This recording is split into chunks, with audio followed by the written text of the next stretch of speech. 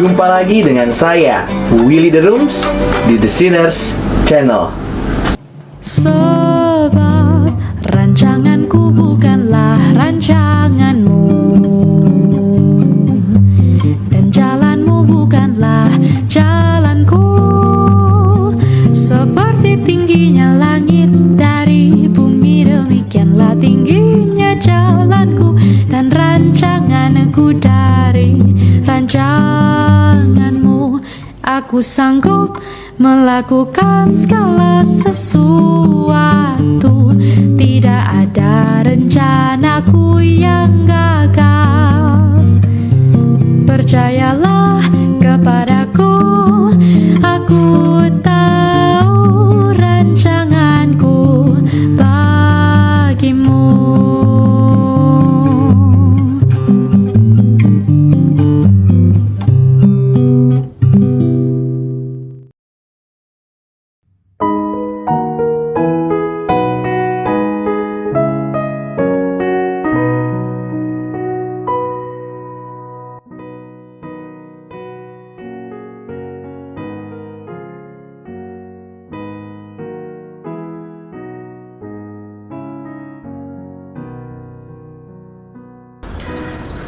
Sampai tahun 1514, pemahaman Luther mengenai pembenaran merupakan sebuah perkembangan.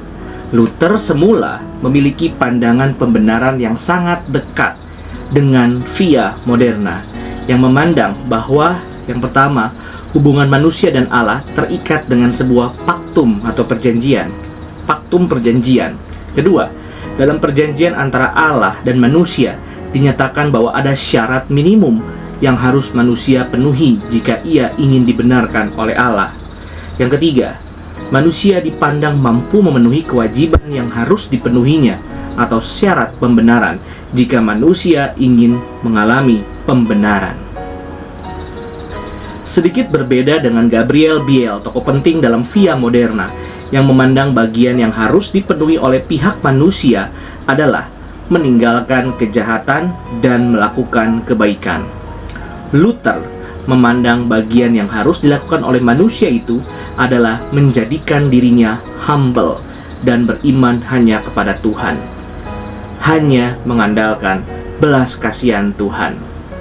Jika manusia mempunyai kedua hal tersebut, maka Allah akan membenarkan dia. Yang dimaksudkan Luther dengan istilah humble bukanlah menunjuk pada pengertian kerendahan hati dalam bekerja, namun menunjuk pada kesadaran bahwa dirinya adalah orang yang sangat berdosa, yang layak mendapatkan penghukuman Tuhan. Sedangkan faith dipahami Luther sebagai kesadaran diri bahwa ia hanya dapat menggantungkan harapannya pada belas kasihan Allah saja. Meskipun Luther dari awal telah memahami ada kaitan antara humility dan faith, namun sampai tahun 1514, Luther masih memandang bahwa manusia mempunyai kemampuan untuk memiliki humility maupun faith. Peran kitab suci telah ada dalam diri Luther, bahkan waktu Luther masih berpegang pada ajaran Via Moderna. Walaupun sampai tahun 1514, Luther masih berpegang pada ajaran Via Moderna, namun Luther telah mencoba menginteraksikan pandangan yang diyakininya dengan kitab suci. Waktu Luther membaca Matius 7 ayat 7-8, Luther berkata, "Mintalah, maka kamu akan menerima. Carilah, maka kamu akan mendapat. Ketoklah, maka pintu akan dibukakan bagimu. Karena setiap orang yang meminta, menerima, dan seterusnya." Oleh karena itu, para dokter dengan tepat mengatakan bahwa Allah memberikan anugerah tanpa gagal kepada orang yang melakukan apa yang ada di dalam dirinya. Homini facienti quod in CS Deus infallibiliter dat gratiam. Dan meskipun ia tidak dapat mempersiapkan dirinya untuk menerima anugerah dengan cara yang pantas secara de condigno, ia dapat melakukannya dengan cara yang pantas secara de congruo berdasarkan janji Allah dan perjanjian anugerah. Pergumulan Luther mengenai ajaran pembenaran yang selama ini dipegang dan diyakininya terjadi di antara tahun 1514 sampai 1515. Luther bergumul dengan pertanyaan, bagaimanakah seseorang dapat mengetahui bahwa dirinya telah memenuhi kewajiban minimum di hadapan Allah sehingga ia akan dibenarkan oleh Allah? Luther nampaknya tidak mendapatkan jawaban yang memuaskan dari ajaran Via Moderna. Salah satu tokoh penting dari Via Moderna, yakni Gabriel Biel, mengatakan bahwa manusia tidak dapat mengetahui dengan pasti apakah dia telah memenuhi kewajiban minimum tersebut ataukah tidak. Jawaban yang demikian membuat Luther berpikir, jika manusia tidak dapat mengetahui apakah ia telah memenuhi kewajiban minimumnya ataukah tidak, itu berarti manusia tidak dapat mengetahui apakah dia akan dibenarkan ataukah dikutuk oleh Allah. Ketidakjelasan jawaban inilah yang membawa Luther pada krisis spiritualitas. Ia menjadi seorang yang berusaha sekuat tenaga untuk menjadikan dirinya humble dan hanya menggantungkan harapan keselamatannya hanya kepada Tuhan. Namun, Luther tetap tidak mendapatkan ketenangan batin, walaupun ia telah berjuang sekuat tenaga. Inilah titik awal pergumulan Luther dalam pergumulan ini. Staupitz berperan penting sebagai mentor bagi Luther dalam melewati krisis spiritual tersebut. Staupitz lah yang menolong Luther mengerti bahwa Allah akan memberikan anugerahnya bagi mereka yang menyadari bahwa dirinya sangatlah berdosa. Luther memang sedang merasa dirinya sangat berdosa dan meyakini dirinya pasti akan dihukum Tuhan. Jawaban dari Staupitz menurut Luther sangatlah memberikan kelegaan kepadanya. Menurut saya, kelegaan yang Luther rasakan bukan karena jawaban tersebut menjawab semua pergumulan teologis Luther.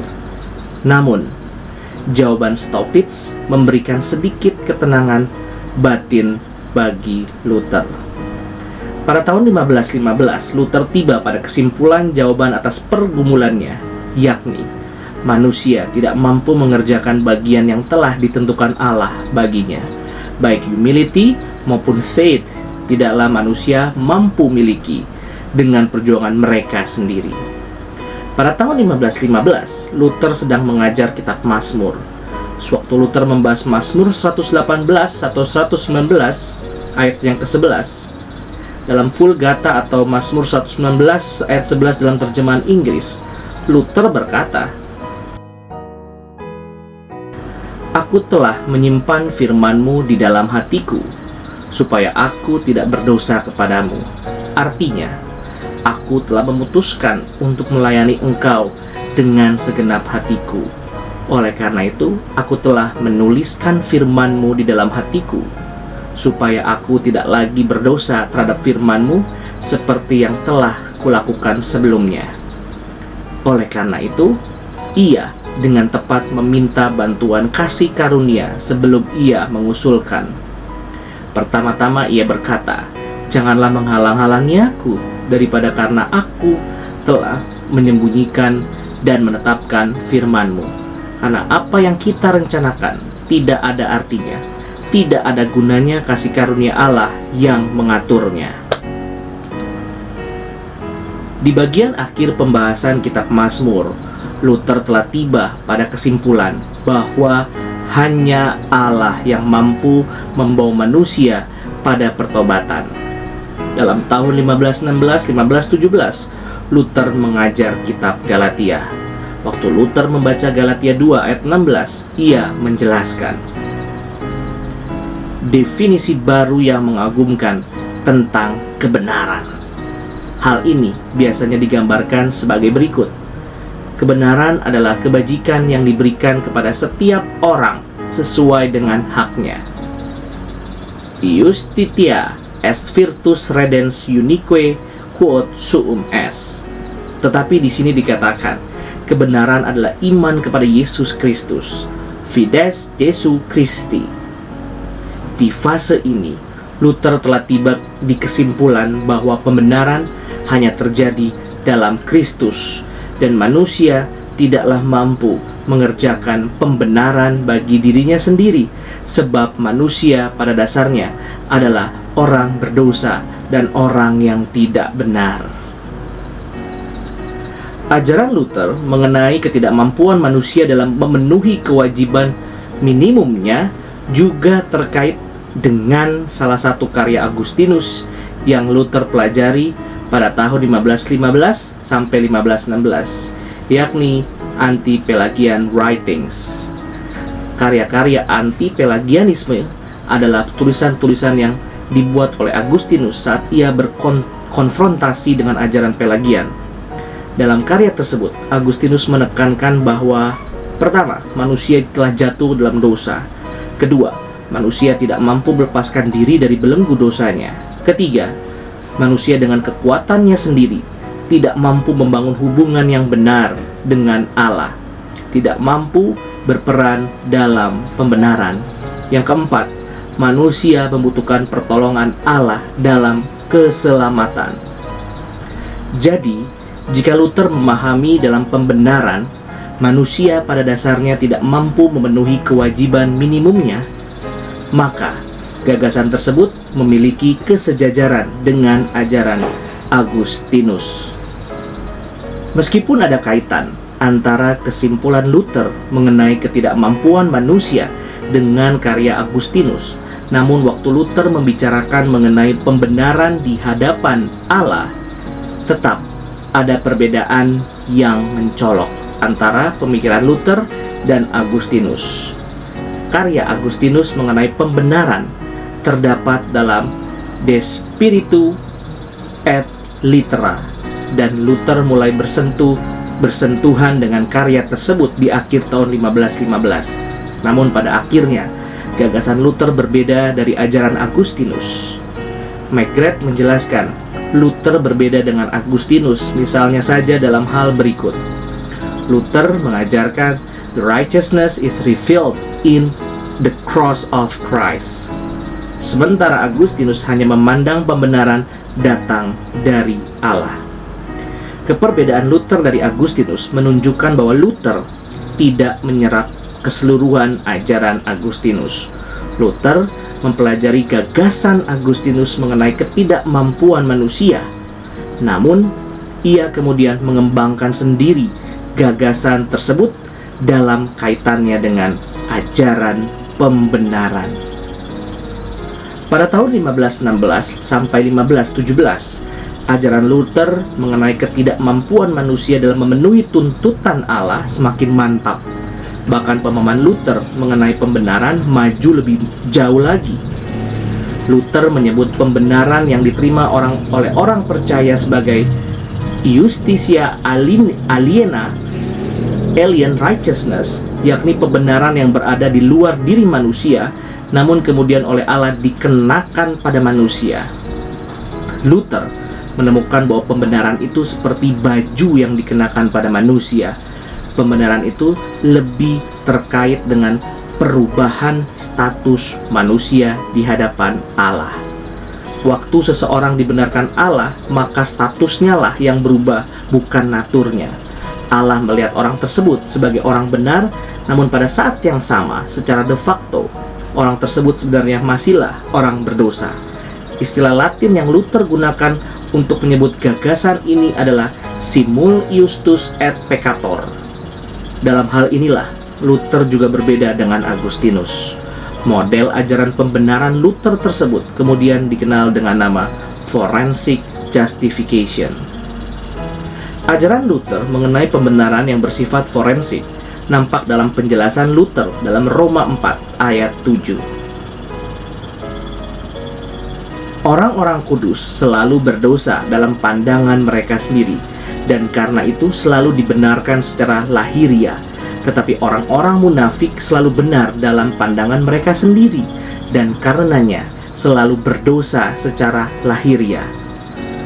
Saya menggunakan istilah di dalam untuk menunjukkan bahwa kita ada di dalam diri kita sendiri, dalam pandangan kita sendiri, dalam penilaian kita sendiri, dan istilah secara lahiriah untuk menunjukkan bagaimana keadaan kita di hadapan Allah dan penghakimannya.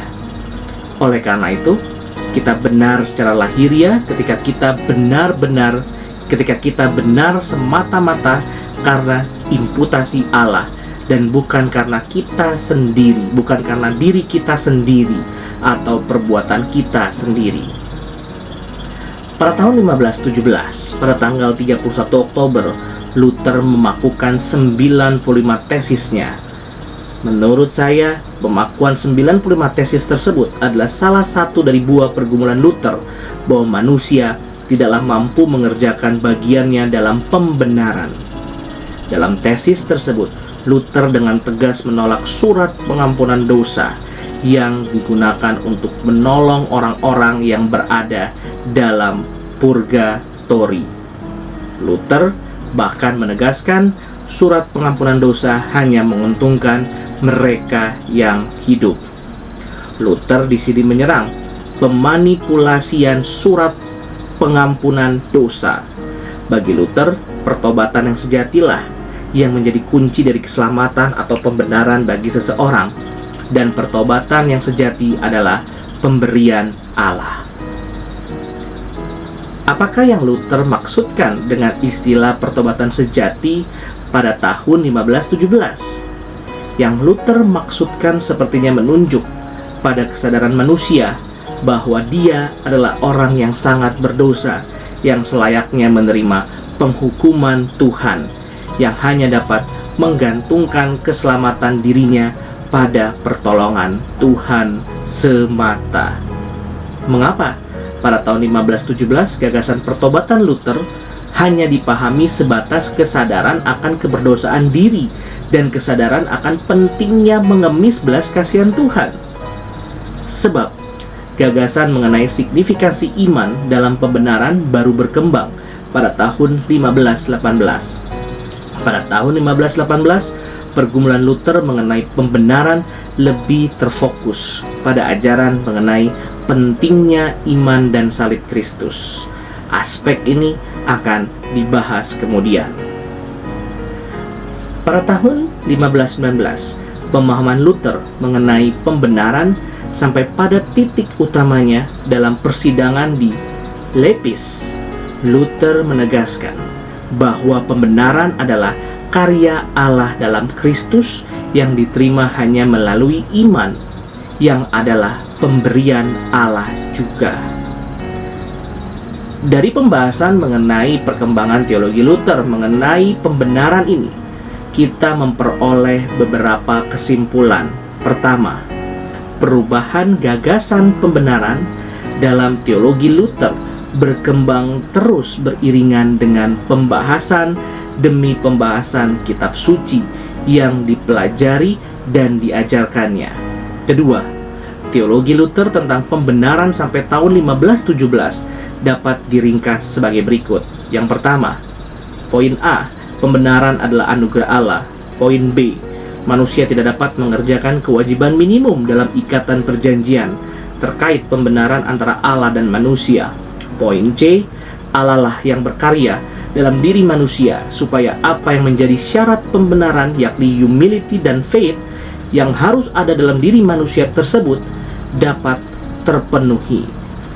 Yang membedakan pandangan Luther sebelum dan sesudah 1515, terutama dalam hal cara pandang Luther terhadap mampu ataukah tidaknya manusia memenuhi kewajiban minimumnya di hadapan Allah. Pengertian Luther mengenai arti dan kaitan antara humility dan faith sepertinya tidak mengalami perubahan apa-apa. Yang berubah adalah pada tahun 1515, Luther sudah meyakini bahwa kedua hal tersebut adalah pemberian Allah. Manusia tidak mempunyai kedua hal tersebut dengan usahanya sendiri. Dalam video berikutnya, kita akan membahas perkembangan pemahaman Luther mengenai iman dan diakhiri dengan kesimpulan. Terima kasih, Tuhan Yesus memberkati.